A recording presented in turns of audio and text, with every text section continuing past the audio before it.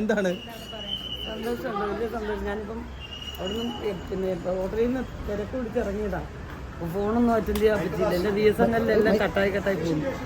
അപ്പം കുറേ പേര് വിളിച്ച് അറ്റൻഡ് ചെയ്യാൻ പറ്റാത്തവരോട് ഞാൻ ക്ഷമ ചോദിക്കുക. കാരണം ഫോൺ പല സ്ഥലങ്ങളിൽ റോഡിൽ കിട്ടുന്നില്ലായിരുന്നു. സന്തോഷമുണ്ട്, എനിക്ക് ഒത്തിരി സന്തോഷം. ഉള്ളൊഴുക്ക് ഇറങ്ങിയപ്പോൾ തന്നെ നല്ലൊരു ഇതുണ്ടായിരുന്നു. അന്ന് നമ്മൾ ഇതിന് ചോദിച്ചപ്പോൾ പറഞ്ഞു അവാർഡ് എല്ലാം നമ്മൾ പ്രതീക്ഷിക്കുന്നത്. ആ സന്തോഷമുണ്ട്. അതല്ല, ഒരിക്കലും നമ്മൾ അഭിനയിക്കുമ്പോൾ അവാർഡ് നമ്മുടെ മുമ്പിൽ വരാറില്ല. ഡയറക്ടറാണ് ആദ്യത്തെ അവാർഡ് തരുന്ന ആൾ. അപ്പോൾ അദ്ദേഹം പറയുന്നത് ഓക്കെ പറയുന്നതാണ് ഏറ്റവും വലിയ അവാർഡ്. പിന്നെ പടം റിലീസ് ചെയ്ത് നിങ്ങൾ മീഡിയയിലുള്ള എത്രയോ പേര് അപ്രീഷിയേറ്റ് ചെയ്തു. ഓരോരുത്തരും അപ്രീഷിയേറ്റ് ചെയ്യുന്നത് ഓരോ പുരസ്കാരങ്ങളാണ്. പടം കണ്ട പ്രേക്ഷകർ ഓരോ തവണ നന്നായിരിക്കുന്നു എന്ന് പറയുമ്പോഴും ഹൃദയപൂർവ്വം ഒരു പുരസ്കാരമായിട്ടാണ് ഞാനത് സ്വീകരിക്കുന്നത്. അപ്പോൾ അത് തീർച്ചയായിട്ടും സർക്കാർ തലത്തിൽ നിന്ന് അതിൻ്റെ ഒരു അംഗീകാരമായിട്ട് നമുക്കൊരു സ്കൂളിലൊരു പ്രോഗ്രസ് റിപ്പോർട്ടിൽ നല്ലൊരു മാർക്ക് കിട്ടുന്ന പോലെയാണ്, ഫസ്റ്റ് പ്രൈസ് കിട്ടുന്ന പോലെ ഒരു വലിയ സന്തോഷം. ഒരു മത്സരിച്ച്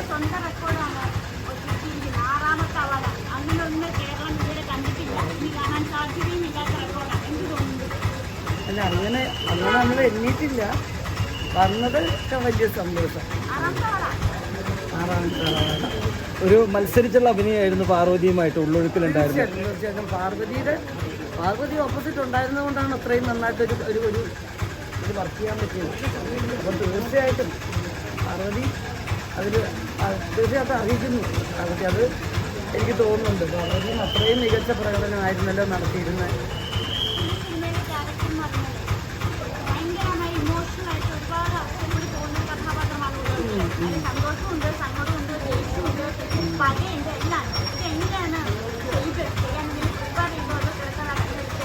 അല്ല, അതെന്താ അറിയോ, ആ ഒരു സിനിമയെ സംബന്ധിച്ചിടത്തോളം ഞാൻ എന്താ പറയുക, ഫിസിക്കലായിട്ടും മാനസികമായിട്ടും ഒക്കെ ഒത്തിരി പ്രയാസങ്ങൾ അനുഭവിച്ച് തന്നെ ചെയ്തിരുന്നത്. കാരണം അരയ്ക്കൊപ്പം വെള്ളം, രാവിലെ മുതൽ വൈകുന്നേരം ഷൂട്ടിംഗ് തീരുന്നവരെ ഒരു 7 മണി 7:30 വരെ ആ വെള്ളത്തിലാണ് നിൽക്കുന്നത്. പിന്നെ വേണം റൂമിൽ പോകാൻ. അപ്പോൾ എൻ്റെ കാലൊക്കെ കുറേ കറുത്തു പോയി ഇപ്പോഴും. പിന്നെ എന്താണെന്ന് വെച്ചാൽ കരയത്തില്ല എന്ന് ഞാനാ പറഞ്ഞത് ആ ഡയറക്ടറോട്. കാരണം കുറേ എനിക്ക് വേണ്ടി വെയിറ്റ് ചെയ്തു ആ ഡയറക്ടർ. അപ്പം അങ്ങനെ ഒരു ഫുൾ ഡാർക്ക്, കാരണം 44 ദിവസത്തോളം ഷൂട്ടിങ് പൊട്ടിക്കരഞ്ഞുകൊണ്ടിരിക്കാൻ പറ്റില്ല എന്ന് ഞാൻ പറഞ്ഞു. എന്നാൽ ചേച്ചിക്ക് എങ്ങനെയാണ് പെർഫോം ചെയ്യുന്നത് തീരുമാനിക്കുന്നു, അങ്ങനെ ചെയ്തോളാൻ പറഞ്ഞു. അപ്പോൾ എന്താ വെച്ച് കഴിഞ്ഞാൽ കരയുന്നതാണ് ഏറ്റവും പ്രയാസം എന്ന് ഞാൻ ചിന്തിച്ചില്ല. കരഞ്ഞാൽ അതങ്ങ് പെയ്തൊഴിയും. ഇത് കരയാതെ ഇവിടം വരെ വെച്ച് നിർത്തുന്നത്. എനിക്ക് വൈകിട്ട് പോകുമ്പോൾ ഒരു 2ാമത്തെ 3ാമത്തെ ദിവസം ഈ ഞരമ്പൊക്കെ വേദന എടുക്കുക. അത് ഇങ്ങനെ വെച്ച് പിടിക്കണ്ടേ. ഇതിങ്ങനെ ദിവസവും ആയി നോക്കിയപ്പോൾ ഒരു തുള്ളി എന്ന് പറയുന്നത് വീട് വീണ് ഒരു കടലാവുന്നത് ഒറ്റ ദിവസം കൊണ്ടല്ലോ.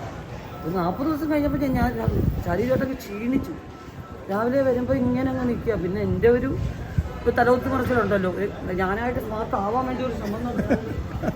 അല്ലാതെ എന്തോ ചെയ്യുന്നത്. കാരണം എല്ലാവരും തള്ളു. കൊച്ചൊരു വീട്, ഒരു മരണ വീട്, ഒരു ഡെഡ് ബോഡിയും വെച്ചിട്ടുണ്ട്. അപ്പോൾ എല്ലാവരും ഇങ്ങനെ അതുപോലെ തന്നെ നിൽക്കാൻ പറഞ്ഞ വീട് പോലെ.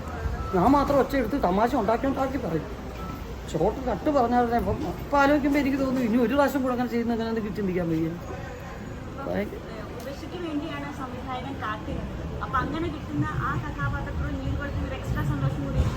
തീർച്ചയായിട്ടും എൻ്റെ പല സിനിമകളും അച്ഛൻ്റെ അമ്മ ഞാൻ അങ്ങനെ ചെയ്ത സിനിമയാണ്. അങ്ങനെ ചെയ്ത പല സിനിമകളും എനിക്ക് ആ ഡയറക്ടേഴ്സിനോട് ഒരുപാട് നന്ദി തോന്നിയിട്ടുണ്ട്. കാരണം ആ റൈറ്റേഴ്സിനോടും എന്നെ അവർ നിർബന്ധിച്ചത് വെറുതെ ഒരു സിനിമ ഓടാൻ വേണ്ടി മാത്രമല്ലല്ലോ എന്നുള്ളത് എല്ലാവരോടും ഞാൻ നന്ദി അറിയിക്കുന്നു. കാരണം ക്രിസ്റ്റോയെ ഞാൻ ഈ ഒരു അവസരത്തിൽ എന്നെക്കാട്ടി ഇളയതാണ്, എൻ്റെ അനിയനെ പോലെയാണ്.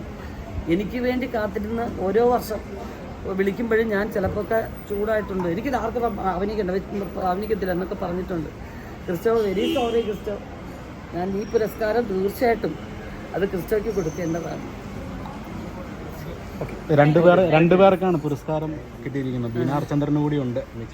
ഞാൻ കണ്ടില്ല, അവരുടെ പെർഫോമൻസ് കണ്ടില്ല. തീർച്ചയായിട്ടും ഒരു മികച്ച നടിയായിരിക്കണമല്ലോ. അപ്പോൾ അതിന് എനിക്ക് ഒത്തിരി സന്തോഷമുണ്ട്. ഞാൻ കാണും, ഇനിയിപ്പോൾ കാണും അവരുടെ പെർഫോമൻസ് ചെയ്ത സിനിമയിൽ. ഓക്കെ.